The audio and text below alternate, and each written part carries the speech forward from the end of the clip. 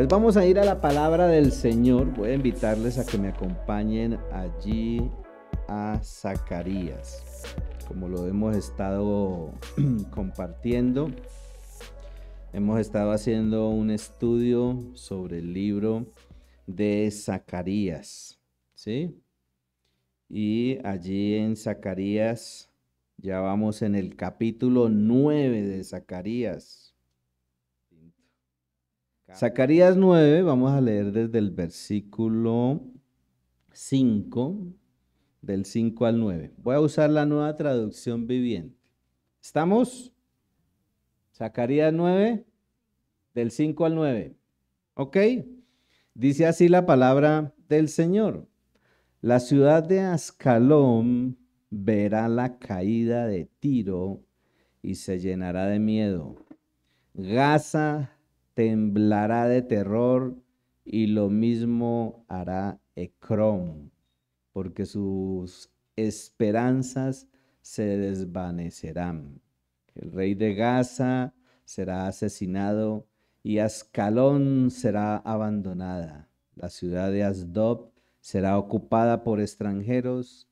Destruiré el orgullo de los filisteos. Les quitaré de la boca la carne ensangrentada y sacaré de entre sus dientes los sacrificios detestables. Entonces los filisteos que sobrevivan adorarán a nuestro Dios y serán como un clan en Judá.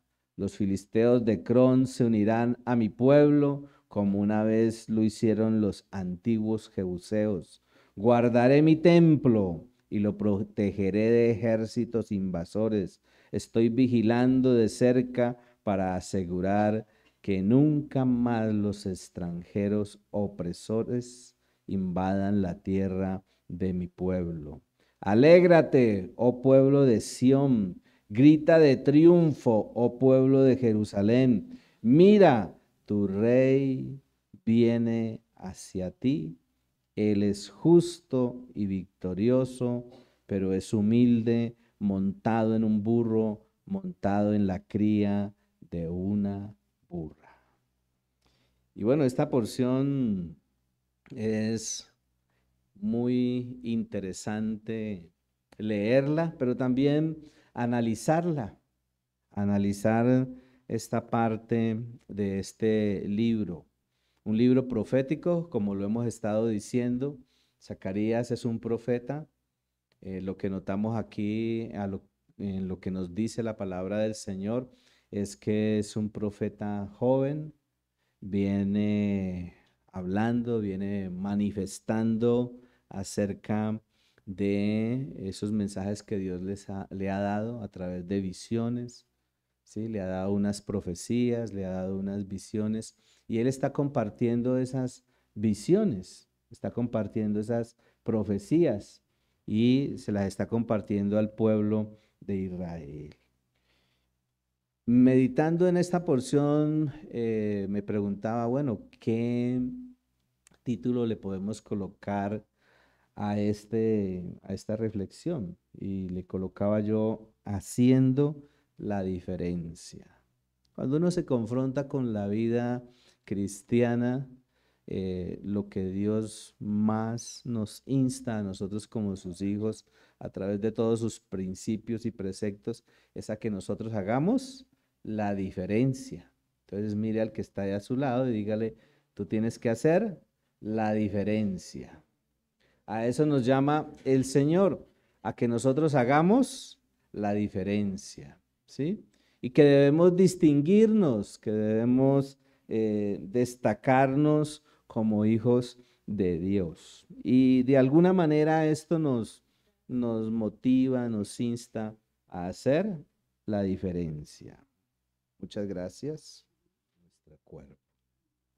Y mirando un poco el contexto de esta porción de la Biblia, encontraba que esta parte del capítulo 9 hasta el capítulo 11, como les decía la vez pasada, corresponde a la última visión de toda esta estructura que tiene este libro, ¿sí? Corresponde a esa parte.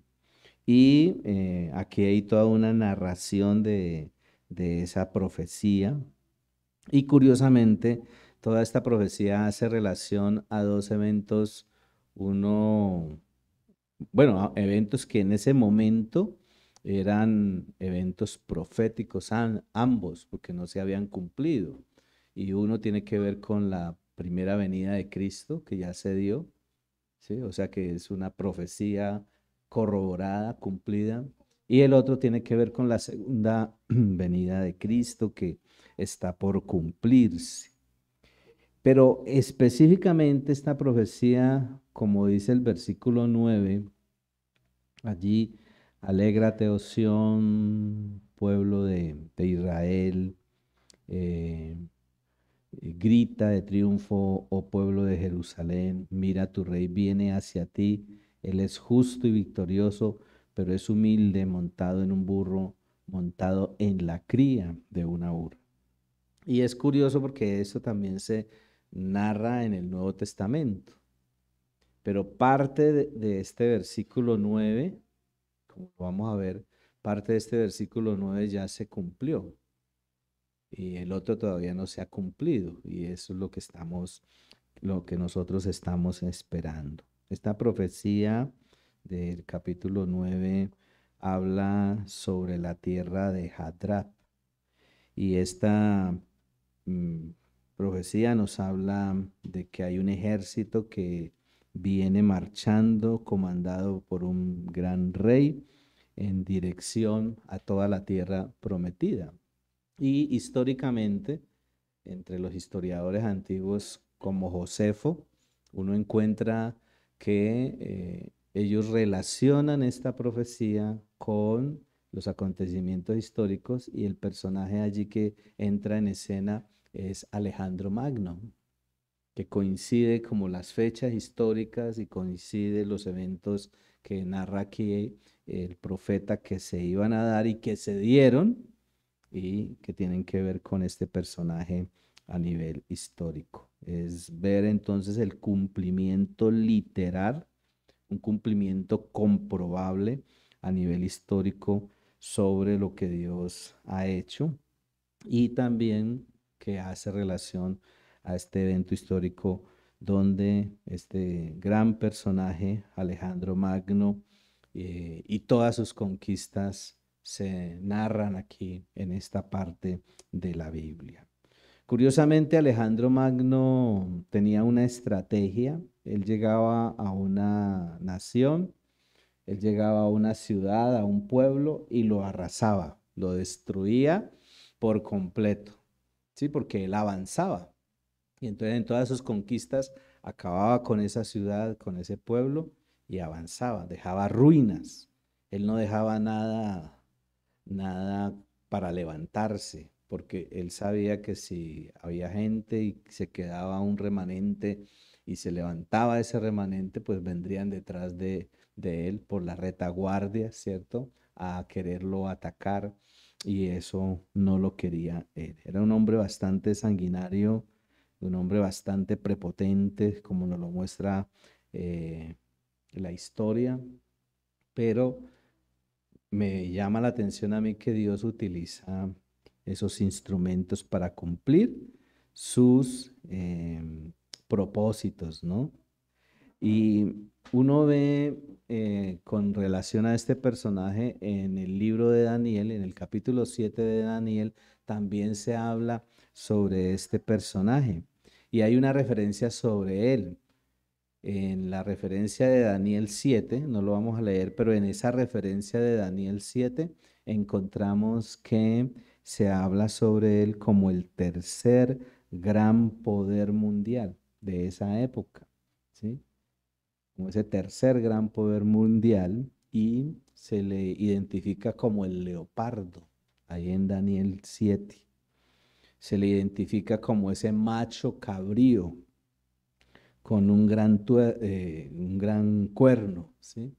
Y ese macho cabrío con ese gran cuerno es todo ese imperio que levantó Alejandro Magno, el imperio greco-macedonio.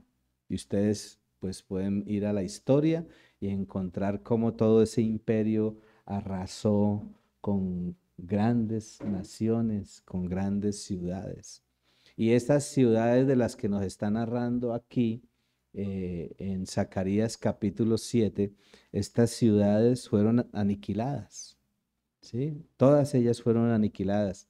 Había una de estas ciudades que quedaba en una isla, y entonces era una ciudad muy prominente, era una ciudad pues con mucho desarrollo, y la gente pensaba que nadie podría invadirla, que nadie podría acabarla. Pues Alejandro Magno llegó con mucha paciencia y empezó a coger todos esos escombros de las ciudades que había arrasado y empezó a hacer un puente y fue adentrándose hacia la isla, y ahí llegó y acabó con esa gran ciudad. O sea, en la historia nos muestra todo, toda esa trayectoria y todas esas conquistas que hizo este personaje. Ese cuerno del que habla allí en Daniel es una referencia a Alejandro Magno. Y pues él es el que destruye estas ciudades, Tiro y Sidón, de las que nos está hablando Zacarías. Pero cuando usted vuelve allí al capítulo 9, en el verso 5, del 5 en adelante, del 5 al 7, dice, vamos a leer de nuevo, dice, la ciudad de Ascalón verá la caída de Tiro y se llenará de miedo. Gaza temblará de terror y lo mismo hará Ecrón, porque sus esperanzas se desvanecerán. Y yo quería que miráramos el hecho de que Dios siempre va a utilizar diferentes instrumentos para cumplir sus propósitos. Uno no alcanza a imaginarse lo que Dios puede usar, las circunstancias que Dios puede usar, las personas que Dios puede usar para cumplir sus propósitos. Dios tiene ya todo como determinado, definido. Dios sabe cómo lo va a hacer, cuándo lo va a hacer, a través de quién lo va a hacer. Y ante esa realidad, ¿qué debemos hacer nosotros? Ante esa realidad, pues nosotros debemos estar, primero que todo, conectados con Dios, conectados con su palabra. Ante esa realidad, nosotros debemos estar enfocados en Él. Lo que Dios determina se cumple. Eso es lo que veía yo aquí. Lo que Dios determina se cumple.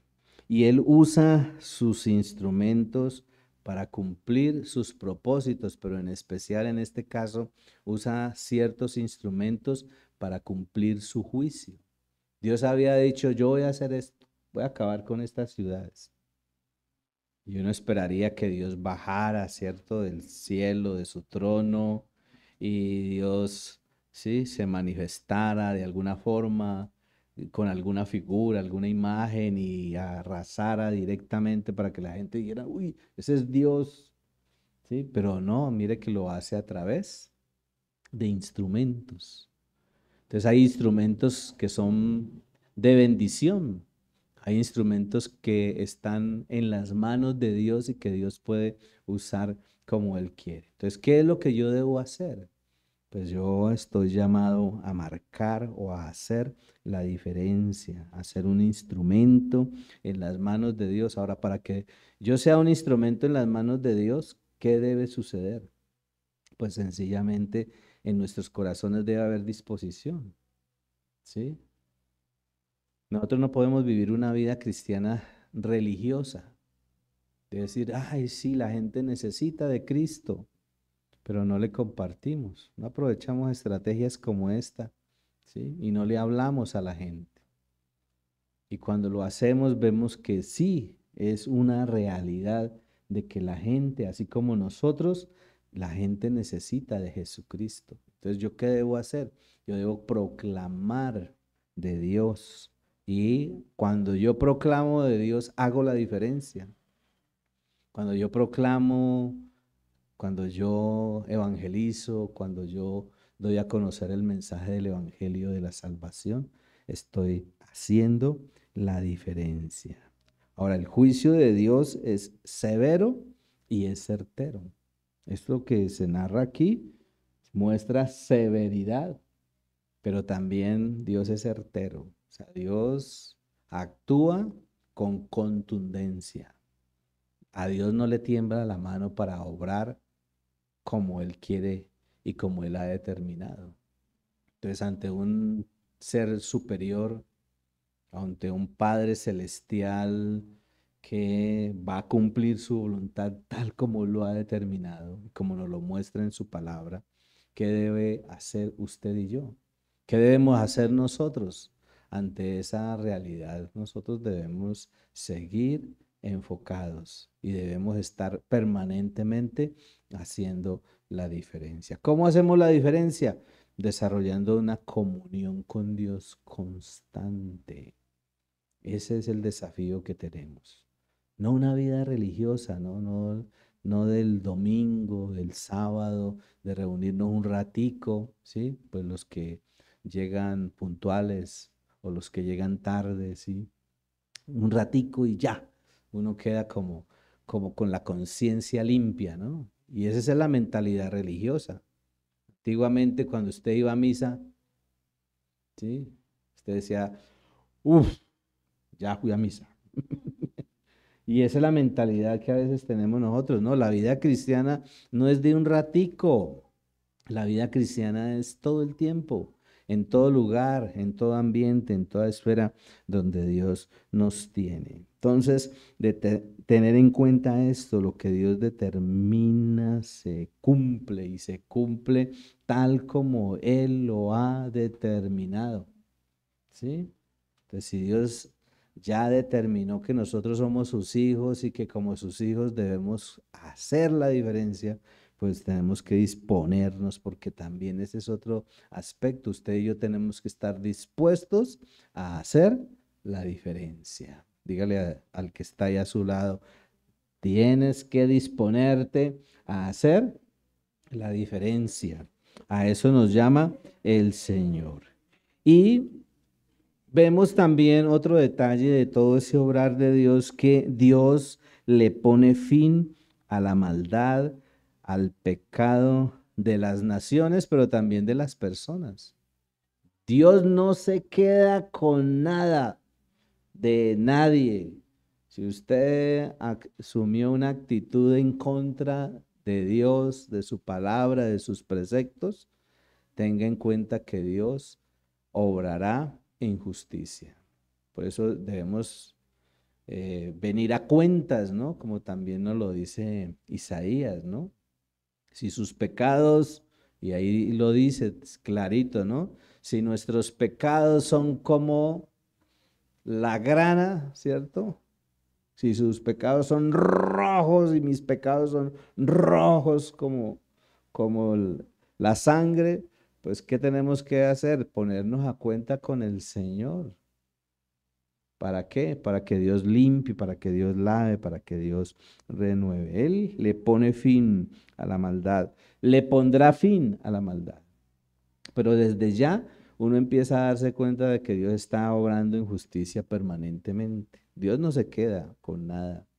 Dios está obrando justicia constantemente y obrará justicia al final, ¿sí?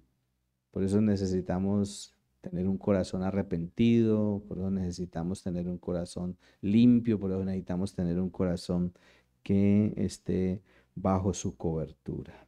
Y Dios también promete cuidar. Dios siempre promete cuidar. En esta escena de Zacarías 9, miren el versículo 8, dice, guardaré mi templo y los protegeré de ejércitos invasores. Estoy vigilando de cerca para asegurar que nunca más los extranjeros, los opresores extranjeros invadan la tierra de mi pueblo. Y es interesante en esa historia eh, que Alejandro Magno llega y destruye todas estas ciudades y cuando llega a Jerusalén no la destruye. Y él tenía que destruirla. Y uno se encuentra con esas curiosidades históricas, ¿no? Y no la destruyó. Josefo, este historiador, dice y cuenta que cuando él iba llegando a Jerusalén, el sumo sacerdote de ese tiempo fue a recibirlo. Y entonces Alejandro viene y entra al templo y adora a Dios. Esa es la historia, ¿no? No sabemos si eso es pues certero, pero dice que él no la destruyó porque el sumo sacerdote salió al encuentro, lo recibió y él entra a la ciudad y va y en el templo adora a Dios. Y se cuenta ahí en la historia que él tuvo una visión, Alejandro Magno tuvo una visión y en esa visión veía que un hombre de Dios, del Dios verdadero, venía al encuentro con él y lo llevaba a la presencia de Dios. Y eso se dio, ¿sí? Otros, pues, tienen otros detalles con relación a esa historia. Pero vemos que el Señor cuidó y cumplió su promesa. ¿Qué era lo que estaba diciendo Dios aquí en este versículo? Que Él iba a guardar su templo. Ese templo, el templo de Zorobabel, que era el templo que había en esa época, en la época de Zacarías, es un templo que Dios cuidó en ese momento. Ahora, lo curioso es que Jerusalén era una ciudad que había sido invadida, por ejemplo, con Nabucodonosor. Llegó Nabucodonosor a Jerusalén y acabó con la ciudad y con el templo. Ese templo tan lujoso, ¿cierto? Tan tremendo que había construido Salomón y acabó con el templo. Y muchas veces Jerusalén fue invadida y fue destruida. Pero en este caso específicamente, cuando Dios promete, Dios cumple lo que promete.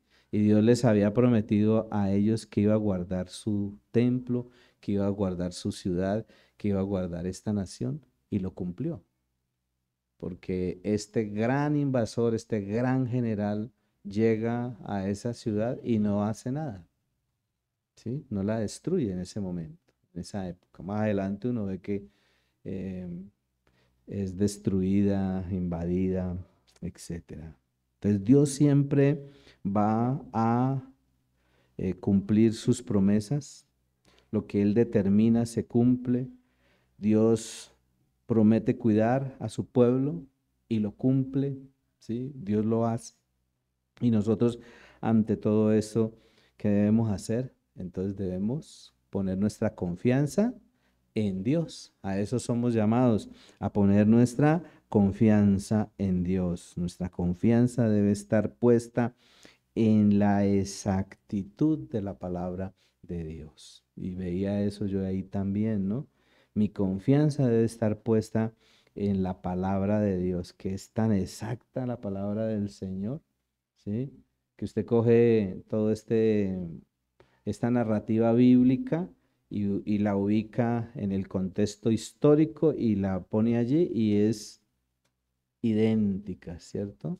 Vemos allí esa manera tan particular como Dios nos hace entender que Él es un Dios veraz. Y lo que Dios ha prometido en su palabra se cumplirá, ¿cierto, Sarai? Lo que Dios ha prometido en su palabra se va a cumplir. Y nosotros somos llamados también a poner nuestra confianza en el Señor. Pero también habla de restauración, porque el hecho de lo que venía el profeta Zacarías diciéndole a este pueblo, de que perseveraran, de que no descuidaran su vida espiritual, el cuidar ese lugar tan especial. En esta época el templo tiene una connotación, el templo tiene un símbolo y es el símbolo de la realidad espiritual del pueblo de Dios. Y encontramos entonces nosotros aquí que nosotros también debemos restaurar la vida espiritual. Y la restauración de la vida espiritual no debe menguar, no debe detenerse. Y con este versículo que uno encuentra acá, en el versículo 9, es un versículo de ánimo, es un versículo de esperanza. ¿Sí? Como lo dice aquí, alégrate, oh pueblo de Sión, grita de triunfo, oh pueblo de Jerusalén. Mira, tu rey viene hacia ti. Él es justo y victorioso, pero es humilde, montado en un burro. Y toda esa simbología de lo que hay aquí, de lo que significa esto, pues nos está mostrando un mensaje de ánimo. Algunos estudiosos de la Biblia comparan a Alejandro con Jesucristo, ahí en ese versículo 9, que así como llegó en su conquista Alejandro, también Jesucristo viene a reinar, ¿no? Y encontramos, si me acompañan, Mateo 21, una referencia allí en Mateo capítulo 21, en el verso 5, dice, dile a la gente de Jerusalén, mira, tu rey viene hacia ti, es humilde y llega montado en un burro, montado en la cría de una burra. Y mire que hay una diferencia entre lo que en Zacarías capítulo 9, versículo 9, narra con lo que dice en el Nuevo Testamento acá. También hay unas diferencias. ¿Y por qué son las diferencias? Sencillamente porque una parte de eso que ha narrado allí la palabra de Dios ya se cumplió. Y lo otro está por cumplirse, ¿cierto? Lo otro está por cumplirse. Entonces, estamos esperando el retorno de nuestro Señor. Y aquí, entonces, vemos que esa parte de ese verso se refiere a la primera venida de Cristo, pero a la otra parte se refiere a la segunda venida de Cristo. Y en Juan, en el Evangelio de Juan, en el capítulo 12, en el versículo 15, dice allí en Juan, no temas, pueblo de Jerusalén, mira, tu rey ya viene montado en la cría de una burra. Y solo en el Nuevo Testamento habla de esta parte. ¿Por qué? Porque está haciendo referencia a que es la parte que ya se cumplió de la profecía, ¿sí? Que es la venida del Señor que ya llegó por primera vez y ahorita lo estamos esperando por segunda vez. Y por eso el énfasis al hecho de que lo que Dios determina, lo que Dios promete, lo que Dios dice, se va a cumplir. Ya se cumplió una parte, ahora está por cumplirse la otra. Entonces, ante eso, ¿qué debemos hacer nosotros? No solamente confianza, certeza, convicción de lo que Dios dice y de lo que su palabra dice, y enfocados. Y al estar convencidos de lo que Dios dice, al ser conscientes de lo que Dios va a hacer, pues yo tengo esa responsabilidad de hacer la diferencia con mi vida. A eso me llama el Señor. Y pues todo esto nos está hablando de la entrada de Jesús a Jerusalén. En el Nuevo Testamento se conoce como la entrada triunfal. Dios mediante, pues tendremos la oportunidad de nosotros poder compartir acerca de esto, ¿no? De la entrada triunfal de Jesús a Jerusalén. Y hay unas curiosidades que uno encuentra en la Biblia, ¿no? El Señor Jesús entró a Jerusalén 3 veces, ¿sí? Y lo hizo de una manera intencional. La primera vez entró el sábado de Ramos y lo hizo como rey de reyes. Y allí una de las escenas que muestra el Nuevo Testamento es que lloró por esta ciudad. La otra entrada que nos narra la Biblia es el Domingo de Ramos. Y esa vez fue cuando se enojó. Miren la curiosidad, ¿no? El sábado de Ramos entró y no habían los cambistas, no estaban los comerciantes ahí en el templo. Y él entró y él llora por esa ciudad y entra como un rey. La segunda vez entra el domingo de Ramos, pero ese día se enojó y llegó y quitó todos esos cambistas, todos esos comerciantes, y ahí ya no entra solamente como rey, sino como sacerdote, porque él llegó y limpió todos esos lugares donde estaban haciendo comercio por eh, allí en el templo de Dios. Y la tercera vez que él entró fue el lunes. Y en la escena que nos muestra la Biblia fue cuando él maldijo la higuera, ¿sí? Fue el momento en que él maldijo la higuera. Y allí, a través de esa escena que nos narra Mateo 21, si nos devolvemos a Mateo 21, en el versículo 23, dice: cuando Jesús regresó al templo y comenzó a enseñar, se le acercaron los principales sacerdotes y ancianos y le dicen: ¿con qué autoridad haces todas estas cosas?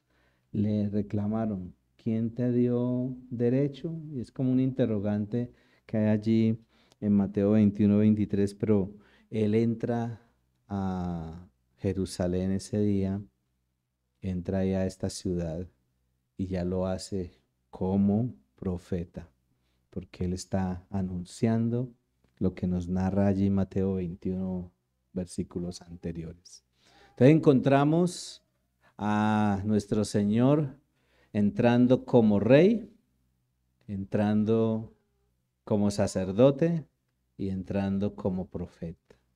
Los tres oficios, ¿de quién? ¿Recuerdan? Del Mesías. ¿A quién está esperando el pueblo de Israel? Al Mesías. ¿A quién estamos esperando nosotros? Al Mesías reinante, a ese Mesías reinante. Y entonces, ante toda esta realidad de lo que la Biblia nos narra, nos dice, ¿a qué somos llamados? A hacer la diferencia. Usted y yo somos llamados a hacer la diferencia. Y vamos a dejar allí.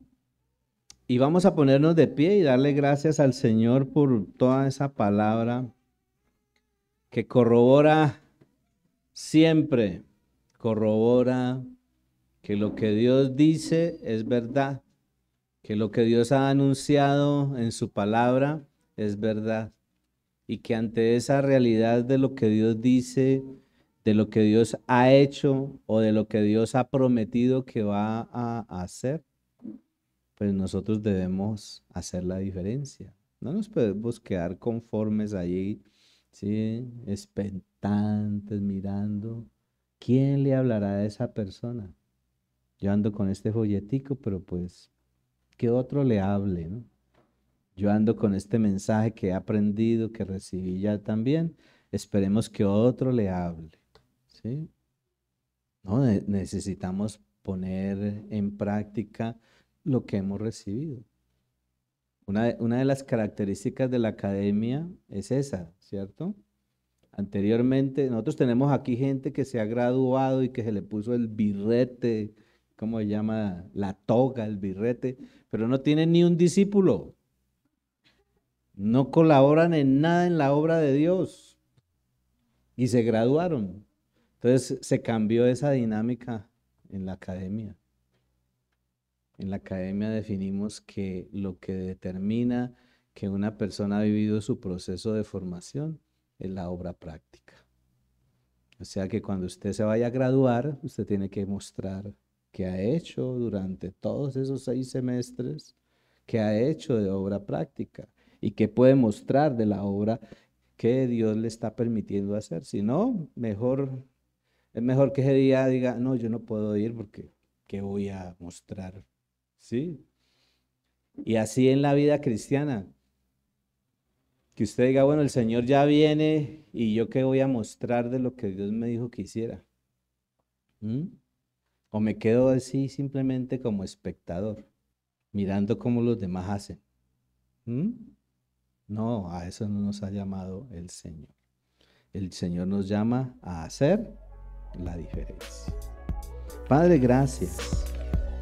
Gracias por permitirnos este momento, este tiempo.